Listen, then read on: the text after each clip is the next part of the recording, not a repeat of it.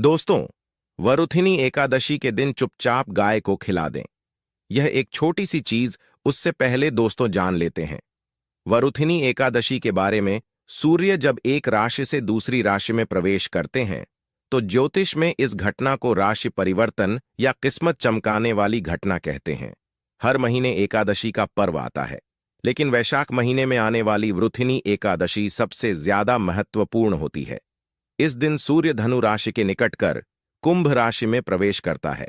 आइए जानते हैं साल 2024 में वरुथिनी एकादशी कब है। स्नान दान मुहूर्त महत्व। साल 2024 में वरुथिनी एकादशी 4 मई 2024 को मनाई जाएगी। इस दिन पवित्र नदी में स्नान के बाद सूर्य पूजा करने वालों को आरोग्य, धन, सुख, समृद्धि और अक्षय पुण्य की प्राप्ति होती है। कहते हैं इस दिन गुण, अन्न, वस्त्र, काला तिल आदि का दान करने वालों को मोक्ष की प्राप्ति होती है।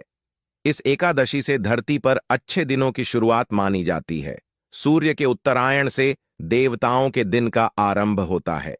धार्मिक मान्यताओं के अनुसार एकादशी के दिन स्वर्ग का दरवाजा खुल जाता है, इसलिए इस दिन किया गया दान पुण्य अन्य दिनों में किए गए दान पुण्य से अधिक फलदायी होता है। वास्तव में 4 मई एकादशी के दिन अगर आप यह उपाय कर लेते हो तो यकीनन आप पर मां लक्ष्मी की कृपा होगी और आप धनवान बन जाओ। आप धनवान न बने तो मुझे बताना दोस्तों। बस जो उपाय आपको बताया जाए वह उपाय कर लेना। चलिए जानते हैं। एकादशी के दिन चुपचाप गाय को खिला दें। यह एक छोटी सी चीज, रोडपति भी होंगे, करोड़पति मिलेंगे, सभी संकट और कष्टों से मुक्ति, मृत्यु दंड, पितृदोष तुरंत होगा खत्म, पूरे साल आपके भरे रहेंगे। अन्न धन के भंडार यूं कहें कि आपकी 7 पुश्ते तक करेंगे।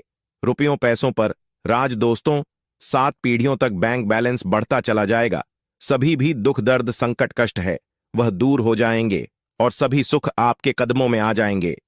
सभी सुख आपके कदम चूमेगी।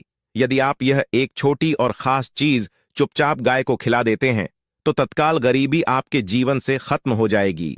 यूं कहे व्यक्ति रंग से राजा बन जाता है और 33 कोटि देवी देवताओं को धारण करने वाली गौ माता की भी कृपा व्यक्ति पर आजीवन बरसती है।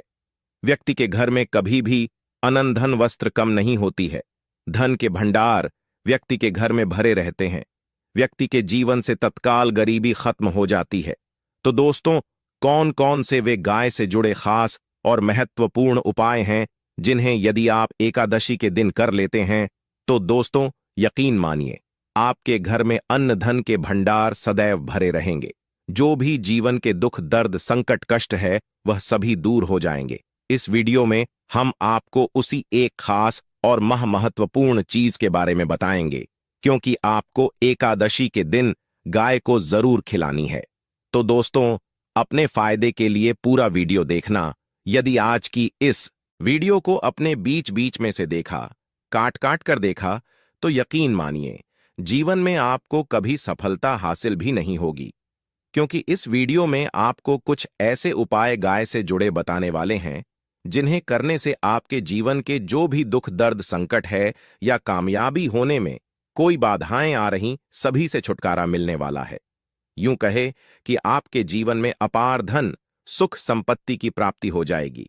कभी भी धन से संबंधित परेशानी नहीं रहेगी। आर्थिक स्थिति आपकी प्रबल हो जाएगी। धन प्राप्ति के योग्य बन जाएंगे और जीवन में सदैव अनंत धन के भंडार आपके घर में भरे रहेंगे। अनंत धन, वस्त्र कभी कमी नहीं होगी आपके घर में। तो दोस्तों, आज का वीडियो पूरा देखकर जाना। यदि आप चाहते हैं आप और आपके परिवार पर सदैव गौ माता की कृपा से, आपके पितरों की कृपा से, देवी देवताओं की कृपा से, तो दोस्तों वीडियो को पूरा देखकर जाना। बहुत ही फायदेमंद वीडियो है।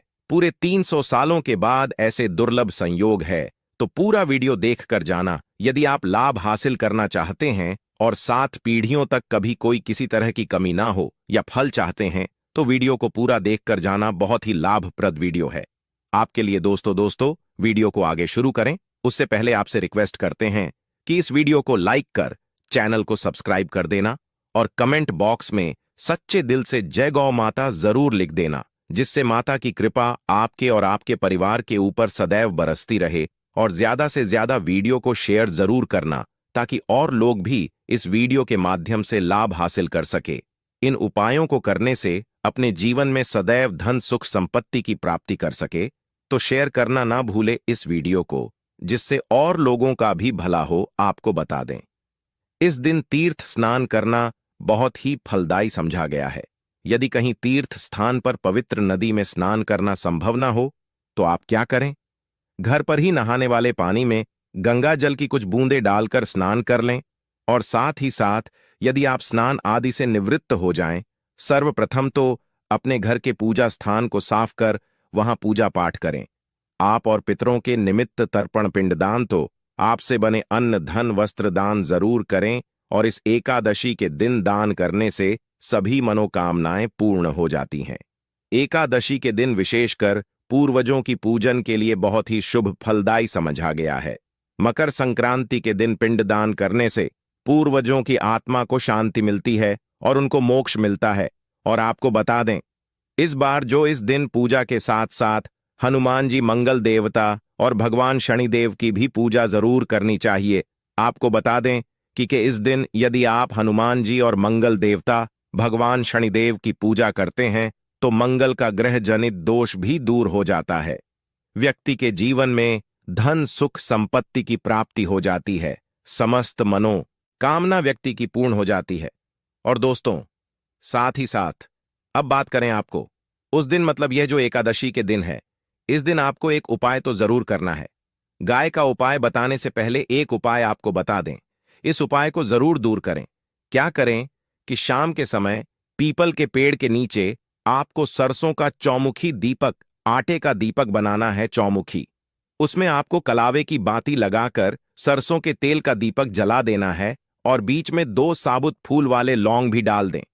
फिर देखिए कैसे चमत्कार आपके जीवन में होता है।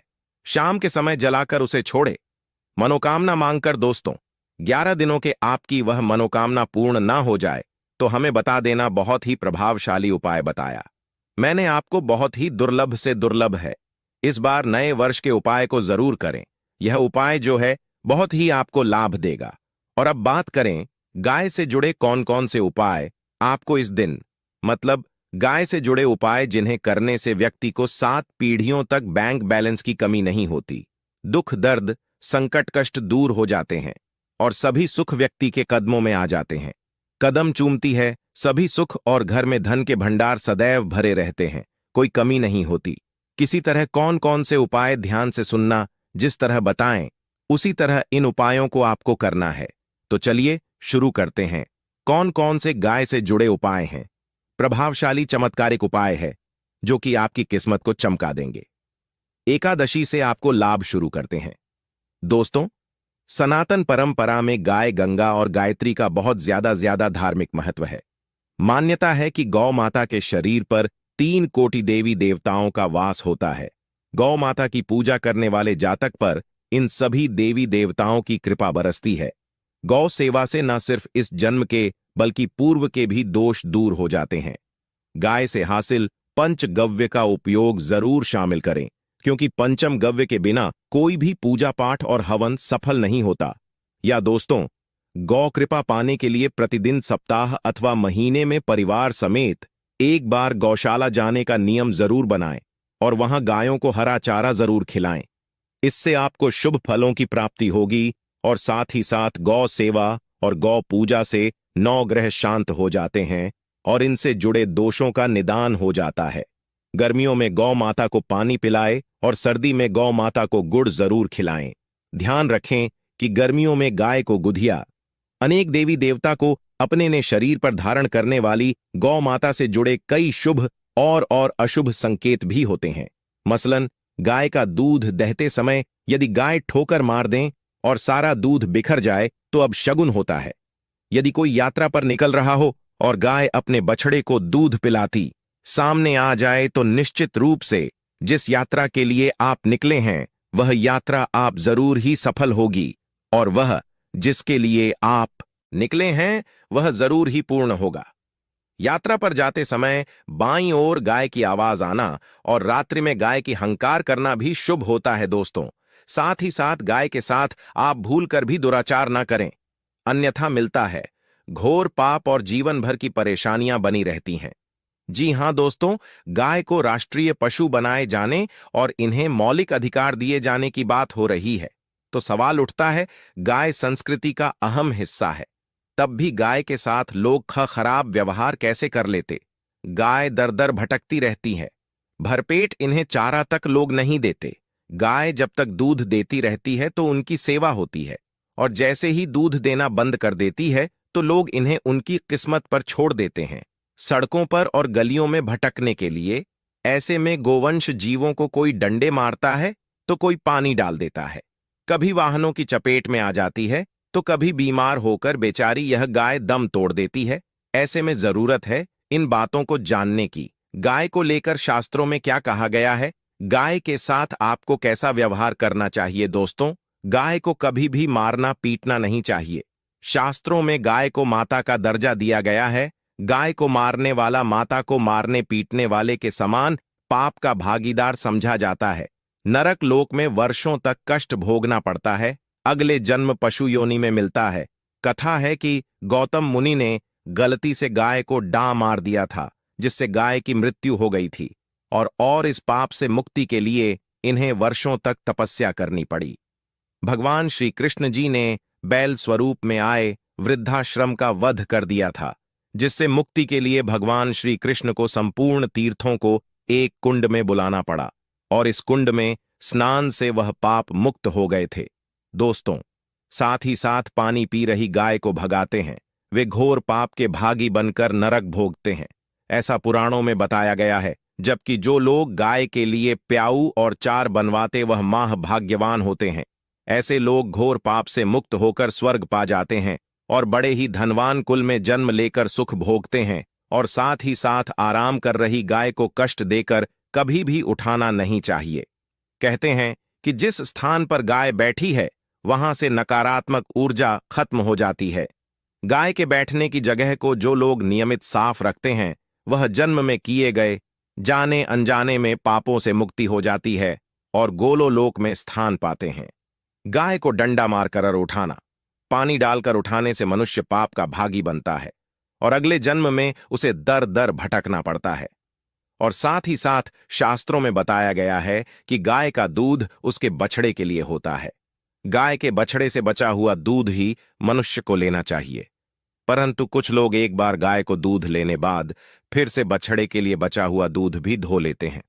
ऐसा करना घोर पाप कहाँ जाता है। ऐसे दूध को धोने वाला और ग्रहण करने वाला दोनों ही पाप के भागी बन जाते हैं। दोस्तों, साथ ही साथ शास्त्रों में कहा गया है कि गोवंश मतलब गाय और बैल के पीठ पर नहीं बैठना चाहिए।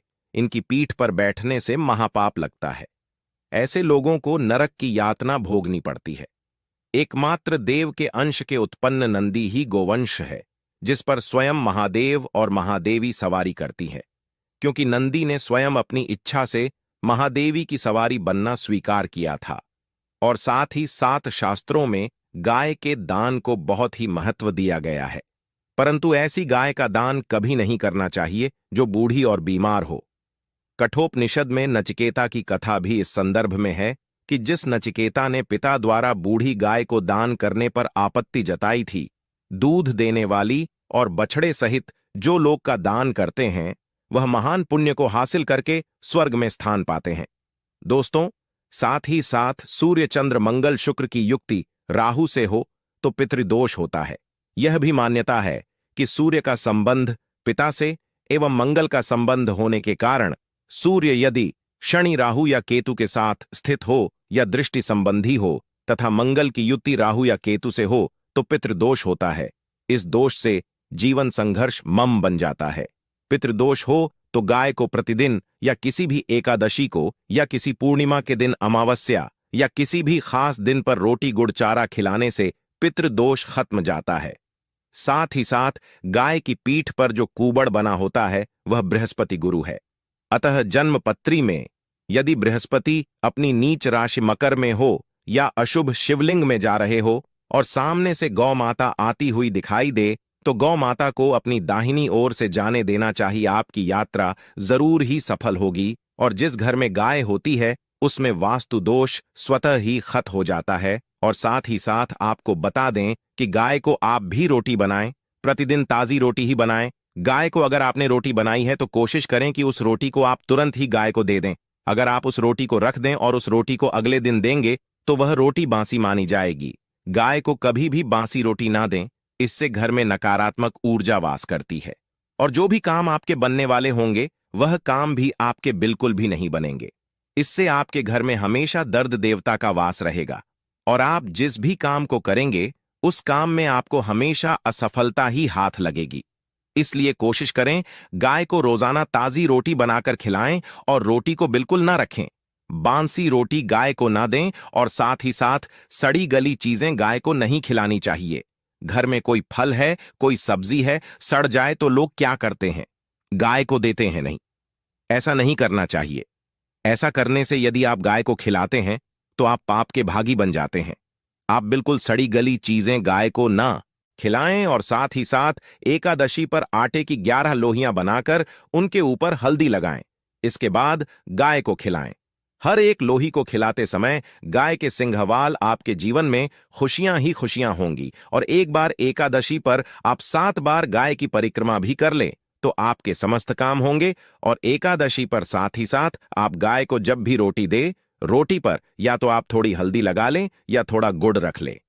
अगर गुड़ ना हो तो आप थोड़ा घी रख सकते हैं। दोस्तों, गाय को कभी भी सूखी रोटी ना खिलाएं।